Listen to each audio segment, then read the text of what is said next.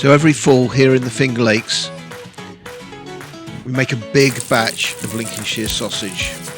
It's a very traditional sausage from the United Kingdom. So I'm going to take you through the steps now. We obviously start by washing our hands, and then I'm taking pork shoulder, and I do a large batch. So in this case, we're doing about just over 7 pounds.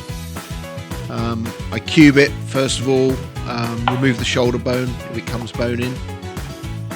And you can see as I'm slicing it up, it has a really great mix of fat and meat content. And you really need that fat within the sausage. And rather than having to add that separately, this is a great cut to use.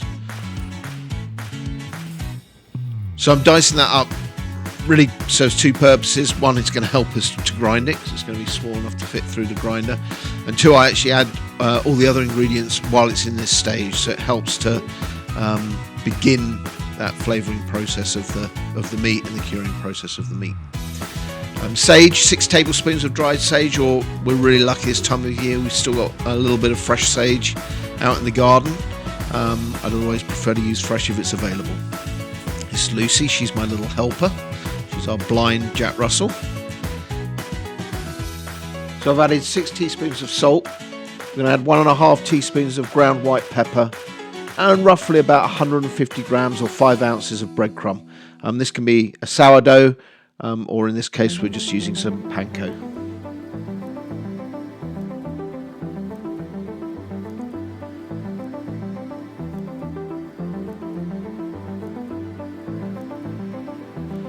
So just mix that all together as thoroughly as you can. We're going to put it through the grinder, so by that time that stage is finished, it's going to be nicely connected together.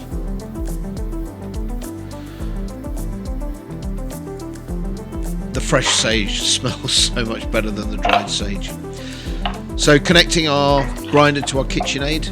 We don't have a specific, standalone grinder, but this one serves purpose pretty well. It's been sterilised before we use it. Always keep it really cool. So what I do is I sterilise it and then put it in the fridge while I'm cutting up the meat. By the time it comes out, all the inside working parts are nice and cold. Generally you don't want to generate any heat if you can avoid it, and as you start grinding there will be some friction that does create some heat. So just set the mixer on a fairly steady turn and then begin to grind. And it's a really easy process, takes a bit of time, which is why I prefer to do large batches of it. And as that comes out, you can see the mix of the meat and the fat.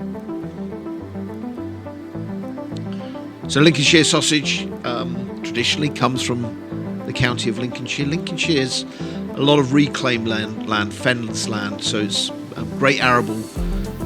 Crops are grown there, a lot of crops are grown there. And this day there's some really great family butchers. The big corporate business has not got in. And each family will have a subtly different recipe for their Lincolnshire sausage. Once I've completed the grind, I just make a little sausage without a casing and cook that off. That's just so I can test the seasoning. The amount of salt is to help cure the product, but a little bit of extra sometimes needed after the grinding process, so I'd always check that. So on our sausage stuffer, I've pasted on the sausage skins. We get this from our local supermarket from Wegmans. Tie off one end and then gently turn the crank, pushes down the plunger, and that begins to fill the sausage. If you have a helper for this, it's a great 2-person task, but over the time I can pretty much do it on my own now.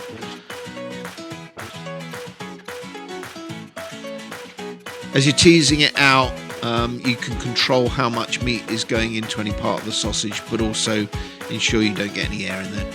And then once it's out, I just twist each of the links off. Watching a professional butcher do this is incredible. They do it so quickly. I'm not quite that stage yet.